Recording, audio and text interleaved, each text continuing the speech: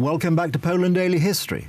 We're here in the studio talking to Anglo-Polish filmmaker Stefan Tompson. Stefan, welcome back. Hello, You've spent some time in South Africa, and of course, after the war, a large number of Poles were settled in South Africa. Is that what prompted you to visit? No, my father is British South African. Oh, right, so, okay. So it's more familiar than that. My family's been there for, on my father's side, about 200 years. So closely tied to South Africa. But yes, there is my Polish family's no way related to South Africa, but on my British, well, I suppose I'm more South African than British, but yes, in that sense I am linked to South Africa. And interestingly, the Polish ties, there are actually some interesting Polish ties between Poles and South Africa. In fact, when Jan van Riebeeck arrived in 1652, he arrived on a boat called the King of Poland. Ah. Interestingly enough. So the very, in fact, settlement of South Africa by the Dutch East India Company started on a boat called the King of Poland, and there are multiple sources which suggest that there was at least one Pole among the crew. And Poles were involved, did arrive in the early period of settlement in the very late 17th century and 18th century. There are a few stories of Polish adventurers, sort of mercenaries, adventurers. But it starts in earnest really in 1943 with, not after the war, but during the war, when Jan Smut's government agreed to the resettlement of 500 Polish orphaned children who came from Siberia. And 500 Polish children arrived to Johannesburg and then were settled in a camp called Utschen. And that is, in a sense, the sort of start of Poles in South Africa in a slightly larger number. These 500 children were given education, lodging, and were fed and clothed during the war, and most of them stayed. In fact, I met one of the very last children to be alive last year. Oh, right. It was very fascinating to meet one of those children. And then after the war, about 14,000 Polish soldiers were settled in South Africa, or settled in South Africa, and numerous Poles. One of the popular destinations of Poles during communist times to escape was for many reasons South Africa. The States, Canada, Australia and South Africa were fairly popular destinations. So there's a good number of Poles in South Africa.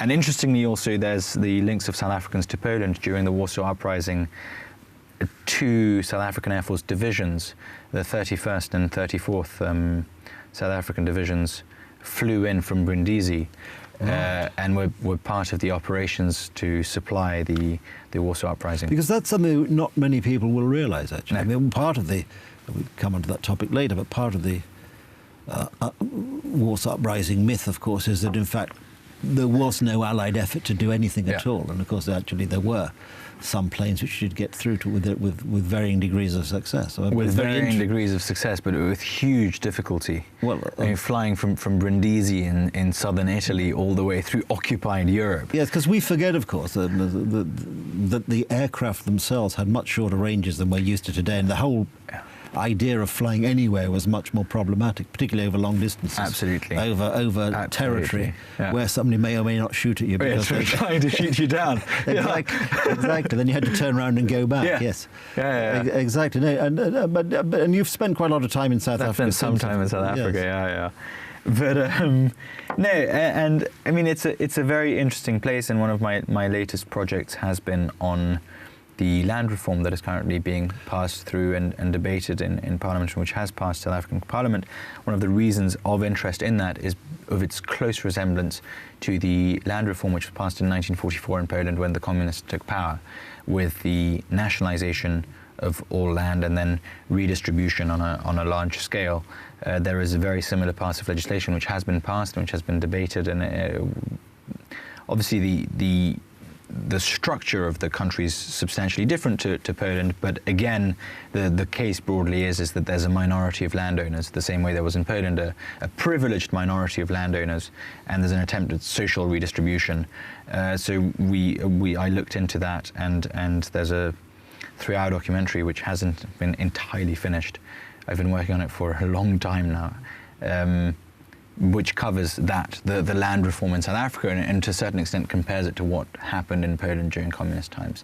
And it's a sort of critique of communism, and it's a defense of, I think, one of the rare things that is hard to argue against.